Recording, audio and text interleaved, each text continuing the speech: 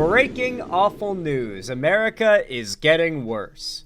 I hate doing these segments because it feels like a little bit of an I told you so whenever I say this, but I once again feel that this is a great example of why we desperately needed to vote blue no matter who if we wanted to do what is best for the Palestinian people, as they are literally genocided by Israel.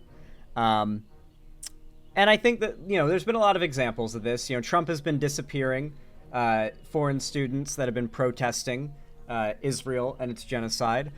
Trump has been outwardly threatening schools with just shutting them down or revoking all of their public funding if they allow protests on their campus. He has basically said that soon he'll start arresting people just for criticizing and protesting Israel, considering that alone an act of terrorism, or supporting terrorism, I should say. Like, if you are someone who is sympathetic to Palestinians but had a problem with, Genocide Joe and Holocaust Harris, as many people called them on the left, then this is just a great example of why you should have voted for them regardless. I'm not trying to do an I told you so, but man, things are just getting so much worse, and we can't not acknowledge, how much better things could have been. Because the Trump administration just revoked Harvard's ability to accept international students. So for those that don't know, if you are not American, but you are a student with really good grades and you get accepted to, say, Harvard or, Yale or, I don't know, whatever fucking school anywhere around the world, right?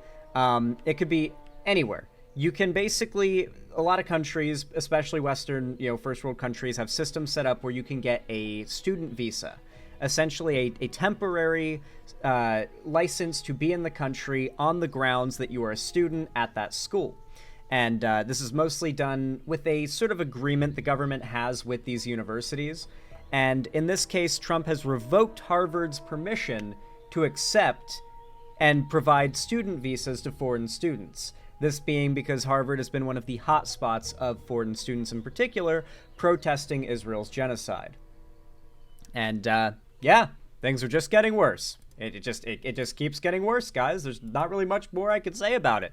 Like, this is bad. I do not think it is good to suppress the First Amendment rights of people, even if they aren't American citizens, because the whole point of America is that you have rights here. The whole point of America is it's better than other countries, and even if you're not from here, you are still subject to the rights of America. That's kind of the whole point of why America is so fucking awesome and better than other countries. But let's just throw that away, I guess, because Breaking news now. The Trump administration is just Whoa, you're quiet. Harvard University's ability to enroll any international students. The existing international students there have to transfer out, and no new ones can be accepted in. To be very clear, this is done primarily to serve the purpose of just cutting down every avenue of immigration into the country until they've basically limited it to nothing but white South Africans, essentially. Marks a sharp escalation. Listen, a lot of countries are going to start having supposed white genocides, according to Trump, and that's going to be why the immigration is whites only. I promise you. That whole South Africa thing is just the start. In the ongoing battle between the White House and the nation's oldest university. CNN's Jeff Zeleny is at the White House. Jeff, tell us what's happening here. Well, Brianna and Boris, there has been an ongoing fight between the White House and Harvard University over the curriculum, over the federal funding, and now over international students. As you said, this is a dramatic escalation. We are learning this announcement from the Department of Homeland Security, Secretary Kristi Noem making the announcement this afternoon, essentially giving a warning to Harvard that they are no longer allowed to admit international students. So she writes this in part: they have lost their student and exchange visitor. Just to remind you, this is the lady who gleefully, executed a puppy. Program certification as a the reason why, by the way, it wasn't injured, it didn't bite anyone, it was loud. Result of their failure to adhere to the law, she says. Let this serve as a warning to all universities and academic institutions across the country. So let's break that down a touch. She's accusing them, Harvard University of failing to adhere to the law. Of course, there were some rules essentially that were put out as a strings, if you will, on federal funding for what type of a curriculum universities could use, what type of DEI programs they couldn't have. Of course, this all stems from protests on college campuses. Harvard University is pushing back very hard at this. Just a statement coming out just a few moments ago. Harvard is saying that they will challenge this legally as well, and they go on to say this: the government's. Here's the thing, and I keep saying this a lot, so I'm sorry if this ends up being a little bit of a broken record moment, but like, everyone keeps saying there are guardrails on Trump, but are there really? Like, unless it's a SWAT team coming in to carry Trump away to prison, that is the consequence for him doing something he's not supposed to do. He's just going to do it, and nothing is going to happen. He'll just do another thing he's not supposed to do the next day. This idea that there are any serious guardrails, or that anybody in the majority party in government is going to be willing to block Trump on one of his goals when MAGA is the Republican Party, and probably will be forever now, is absurd. No one is going to push against him from the Republican side, and they're the majority. So Trump's going to do everything he wants. The Supreme Court has basically ceded power to Trump. The Congress has basically decided they don't give a fuck if Trump just subverts their will, or does things without their approval when he's supposed to. I don't see how Harvard winning a court case could change anything, because Trump will just start having foreign students that arrive at the school detained. And when judges start saying, hey, Trump, that is severely illegal, he'll just say, what are you going to do about it? What are you going to do? You're going to send a SWAT team to the White House? I'm immune from all criminal charges. The Supreme Court said so. Get owned, libtard. That's what's going to happen. That's what he's going to say.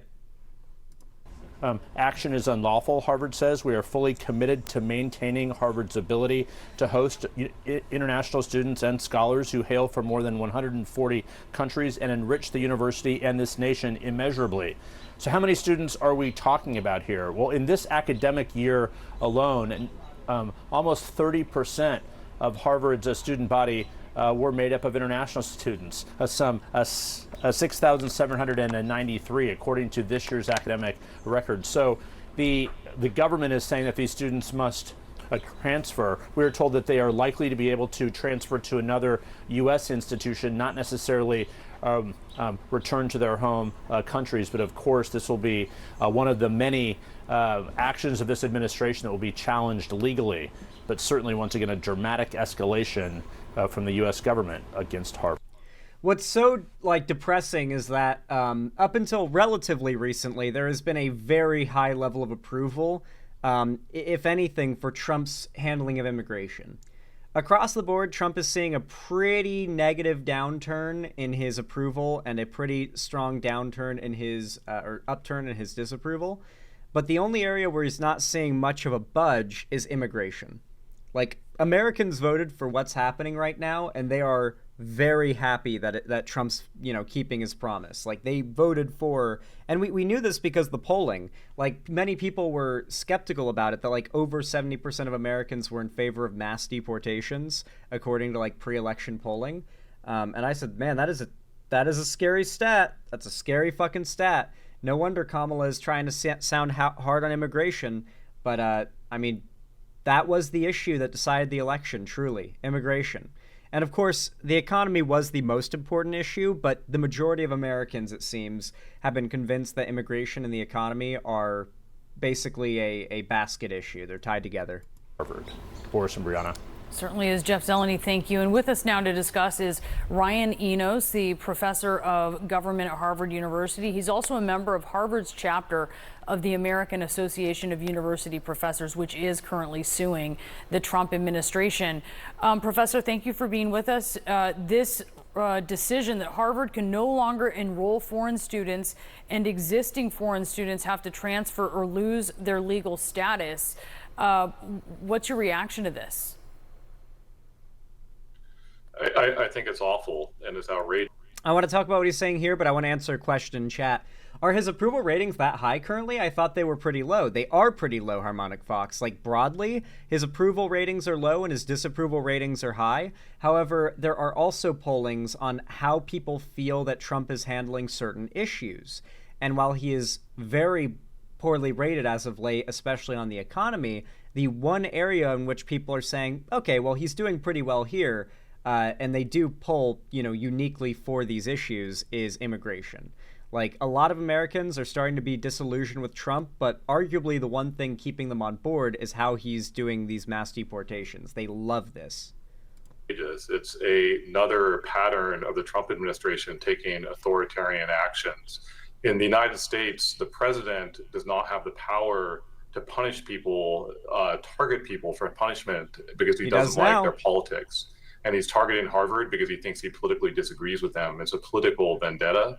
And he's doing this on the back of students who were admitted to Harvard from around the world for their merit, for things that they accomplished in life. And now he's trying to punish them, to hold them hostage, essentially, to try to win what he considers to be. Weird. As an aspiring social worker, it makes me sad that people genuinely like this. I think I need you guys to understand that there's, like, fundamentally, I think in a larger proportion of society than most people. Okay, for starters, I'm going to say this and I will die on this hill. Evil is real. There are evil people that are 100% irredeemable or have done things that don't make them worthy of being redeemed, or any type of rehabilitation or rehabilitative justice. I do believe people that evil exist. I think quite a few would agree. I think there are some that would disagree on that point alone. But I think that a surprising amount of people are that kind of evil. Like, fundamentally just, like, evil. Maybe not irredeemably evil, but, like, evil. Just actually kind of evil. And I think a lot of people, I mean, if you look back in history, you see how large of a percentage of the population participated in, like, horrific practices, from slavery to, like, I mean, let's talk racism alone. A lot of people chose to engage in, like, segregation, slavery, and to impose that on people. Lynchings, those were done by mobs of people. Like, there is evil in a lot of our society, especially here in America, and Trump has tapped into and inflamed the evil inside of many Americans. That is why so many of them are cheering for this. I fundamentally see that as the case. That's really the only logical explanation. So yeah. Be this political fight with Harvard. That's what authoritarians do. It's not done by the rule of law. Secretary Noem says the administration is holding Harvard accountable for fostering violence, anti-Semitism, and coordinating with the Chinese Communist Party on its campus. What do you say to that? I see you shaking your head. Yeah, I mean, I could shake my head all day against those things. I would ask them what violence they're pointing to, what anti-Semitism they're pointing to, what coordination with the Chinese Communist Party they're pointing to. These are outrageous statements, and I think it's become increasingly clear that the public doesn't believe this. The American public doesn't believe this, and they are leveling these outrageous claims to try to win this political battle. And in a certain respect, I think we see this pattern with them. It doesn't matter whether these accusations they are making are true. They're all a pretext for this trying to punish Harvard and punish other universities as a way to bring them under their control. And as I said earlier, that is what authoritarians do. It's not the way things should be done in the United States.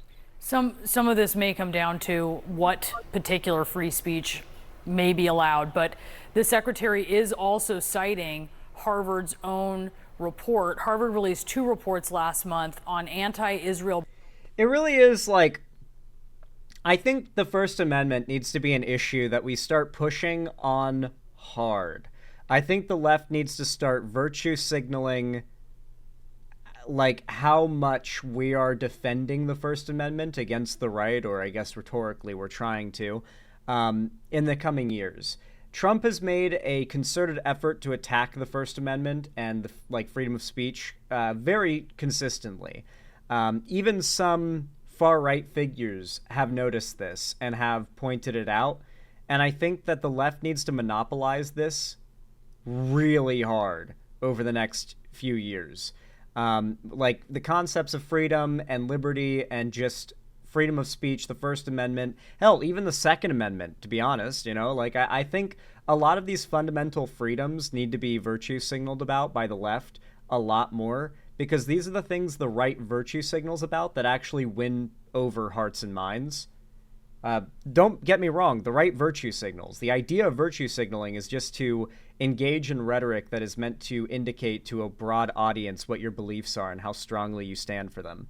Like it's not like an exclusively progressive thing to virtue signal, nor is it a bad thing. Bias. And there was another one on anti-Muslim, anti-Arab, and anti-Palestinian bias, finding in part that Jewish students have faced bias, suspicion, intimidation, alienation, shunning, contempt, and sometimes effective exclusion from various... This is true. There have been cases where, like, the protesters have, like, mobbed up on Jewish students. There was, like, cases where they were harassing students that had, like, the Star of David necklaces or, like, any sort of thing that had that, because that's also on the Israeli flag, and they were seeing that as they were claiming it's a Zionist symbol. That's a little scary, but I don't think that should mean all foreign students no longer allowed at Harvard. That's a bit of a jump. Curricular and co-curricular parts of the university and its community. It also found that Arab, Muslim, and Palestinian students and faculty who voiced concern over rising death tolls in Gaza and the unfolding humanitarian crisis there overwhelmingly felt abandoned, and some believed they were actively silenced by Harvard administrators. What work do you think Harvard has to do on these issues? Harvard is a big, diverse place. Bringing people together from across the world and from different communities across the United States, and putting them in a place where they live together and they study together and they work together. And then when things happen in the world, like happened in Gaza and happened in Israel, are going to touch our community. And of course, people are just going to disagree. And sometimes it's going to lead to things that shouldn't happen, like shunning and like, people yelling at each other, whatever types of things we want to cite in those reports. And those are things we need to sort out, and we need to make happen less, because we're an academic community, and ultimately we should be trying to find constructive ways to bridge our disagreements. They are not the type of things that would lead to some kind of extreme response, like banning international students, which I should mention would include Israeli students, from coming to Harvard. That doesn't make people agree. It doesn't make these issues of disagreement that happen in a diverse community go away. And so we'll keep working on those things at Harvard. Yeah, we know. Trust me, everyone knows, left and right, that the goal here was not to protect Jewish people or to stop extremism on campus. The goal here is to cut down another branch by which immigration is facilitated in America. The goal is no more immigration, and then highly exclusive immigration for only white people, wealthy, powerful white people that are extremely privileged where they come from. But you better believe there'll be a sob story manufactured by the right-wing media, just like with the Afrikaners that just got their free ride here, and all these like social benefits and whatnot as well. Like they're literally now welfare leeches. But, that's besides the point. That's part of what makes Harvard a great institution, is we find ways to constructively deal with our differences, which we do have. But it's not the type of thing that will be solved by authoritarian attacks on our international students. The administration is making it clear here that part of this punishment is about a financial effect on Harvard, that foreign students pay higher tuition payments, it says help pad multi-billion-dollar endowments. What do you think that the administration is trying to do here financially to Harvard? They're looking for another way to punish Harvard.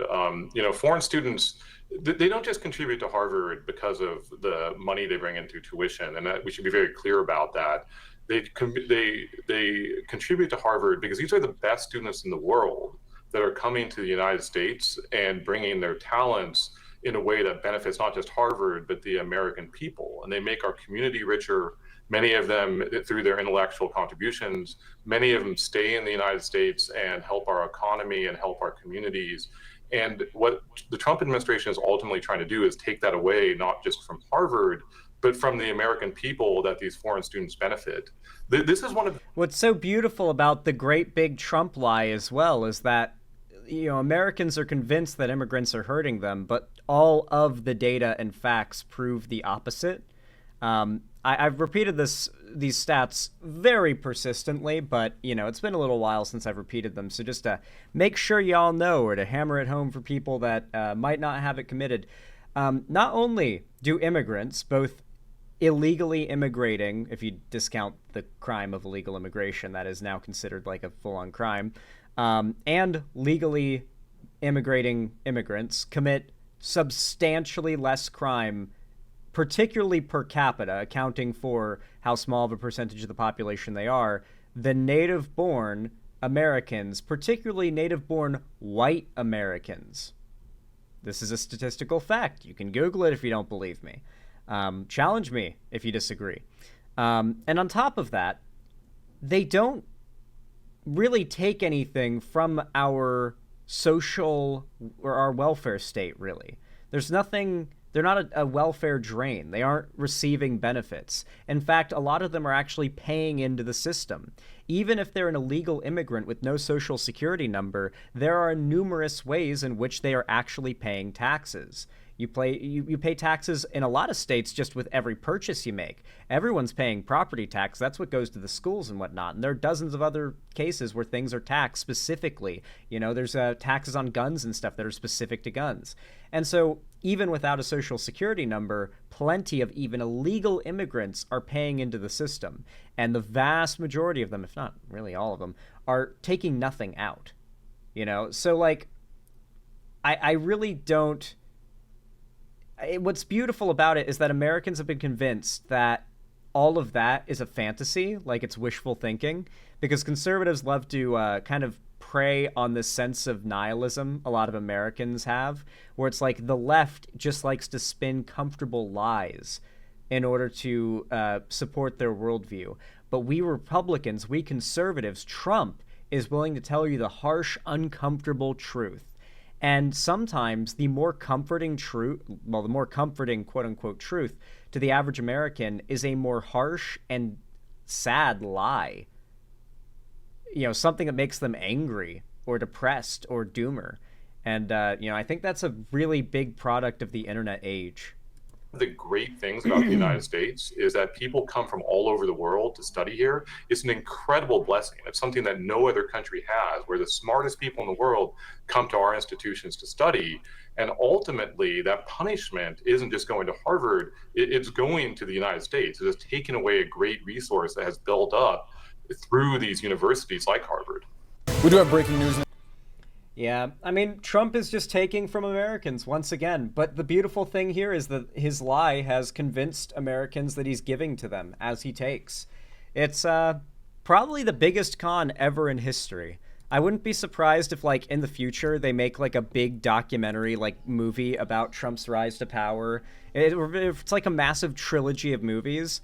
And if it's, like, I wouldn't be surprised if the title is, like, The Biggest Con or America's Biggest Con Man or something like that. Like, I wouldn't be surprised if that's its name. And that would be an apt name. Like, someone's gonna make that, like, you know, maybe a decade plus down the road.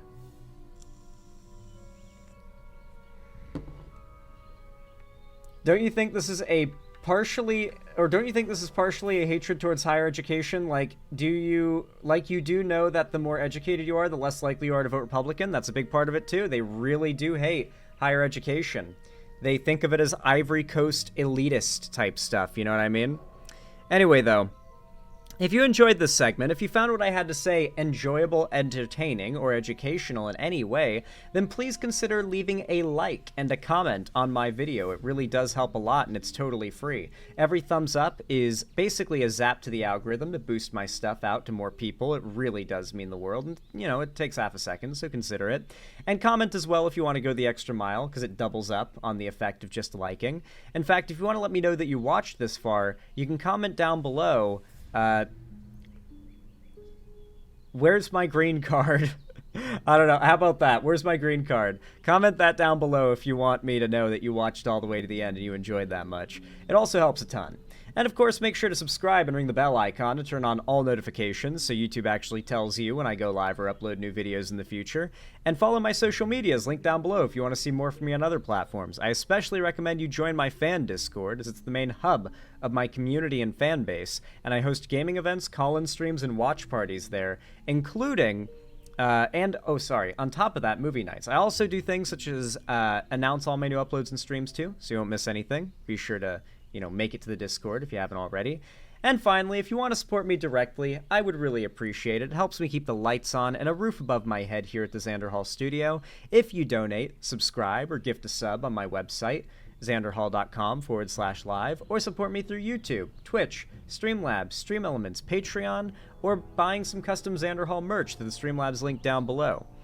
Famously, the right is a massive grift and very lucrative, the left much less so, and in these ages, that couldn't be more true. So one of the best ways you can help to counter right-wing domination online is just to drop a like. It really does help a lot, but if you can donate, it really does mean the world. Thank you to everybody who does. But until next time, I hope you are well, and I hope to see you again soon.